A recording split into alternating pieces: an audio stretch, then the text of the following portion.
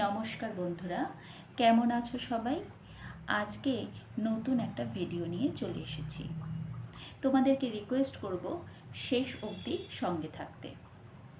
আমাদের দেশে আগে জমিদারি প্রথার প্রচলন ছিল। জমিদার তার জমি কৃষককে তুলে দিত, 50% ফসল পাবে এই এগ্রিমেন্টে।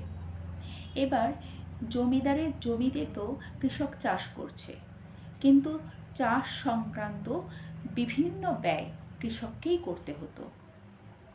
এবার শুধু যে 50% ফসল তুলে দেবে তাতেই শেষ তা কিন্তু নয়।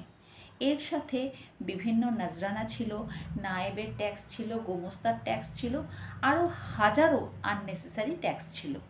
তো এই সংক্রান্ত ট্যাক্স নিয়ে একদম বিশ্রী অবস্থায় থাকতো কৃষক। এবার কোনো বছর হয়তো অতিবর্ষণ হলো, বন্যা, কোনো বছর হয়তো কম বৃষ্টি হলো, খরা, তাতে ফসল ভালো উৎপাদিত হলো না। এবার কি হলো, সেই ফসল ভালো না উৎপাদিত হলেও জমিদারকে তো তার ট্যাক্সটা দিতে হবে। আর যদি কৃষক সেই ট্যাক্সটা দিতে না পারে তাহলে জমিদার কৃষকের ওপর চরম অত্যাচার করত। কখনো কৃষকের বাড়ি জ্বালিয়ে দিত, কখনো বা কৃষককে বাড়ির থেকে তুলে নিয়ে আসতো, এনে গুম করে দিত। কখনো লেঠেল দিয়ে কৃষককে মারধর করত। আবার কখনো কৃষকের বাড়ির যে রমণী, মানে তার স্ত্রী, মা, বউ, এদেরকে ভীষণ খারাপ কাজ করত, মানে নিজের যৌন লালসা চরিতার্থ করত। এরপর দেশ স্বাধীন হয়। কৃষকের এই যে শোষণ, তার বিরুদ্ধে কৃষক সরব হয়, লড়াই সংগ্রাম করে।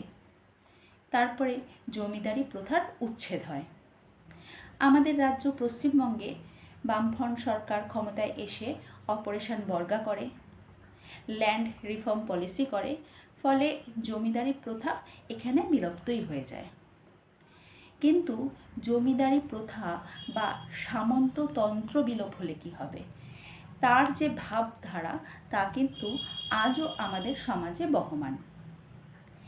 সেই ভাবধারা বহমান বলেই কোনো একটা কলেজের প্রফেসর, বা আমি জানি না তিনি কি প্রফেসর, কি পড়ায় আর কারাই বা তার কাছে পড়ে, তো সে ফেসবুকে পোস্ট করে, আমার বাড়ির বাথরুম পরিষ্কার করে দিবি, গাড়ির চাকা পরিষ্কার করে দিবি, আর তার সাথে মানে রাত্রিবেলা তাকে এইসব করবি, তার বিনিময়ে 100 টাকা দেবে।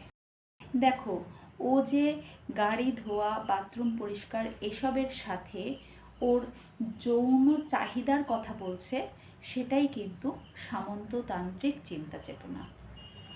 কেউ যদি কাউকে বাড়িতে হাউস হেল্পের কাজে রাখে তাহলে তাকে দিয়ে সেই কাজগুলোই করাবে, তার বিনিময়ে তাকে পেমেন্ট করবে। এটা নয় যে তার সাথে সে শারীরিকভাবে যা খুশি তাই করতে পারে। এই যে সামন্ততান্ত্রিক চিন্তা চেতনা, সেটা থেকে কিন্তু ওর ওই ধর্ষণকামী বিকৃত মানসিকতার উৎপত্তি হয়েছে।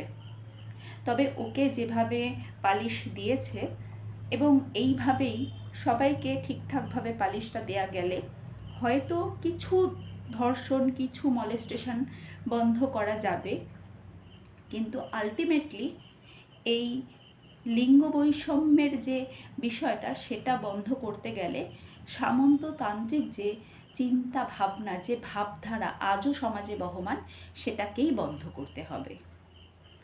তো আশার কথা এটাই যে জমিদারি প্রথা বলো বা সামন্ততন্ত্র বলো, সেটাকে উচ্ছেদ করা গেছে অনেক লড়াই সংগ্রামের পরে, এবং আগামী দিনে এই সামন্ততান্ত্রিক চিন্তা চেতনাও খুব শিগগিরই উচ্ছেদ হবে।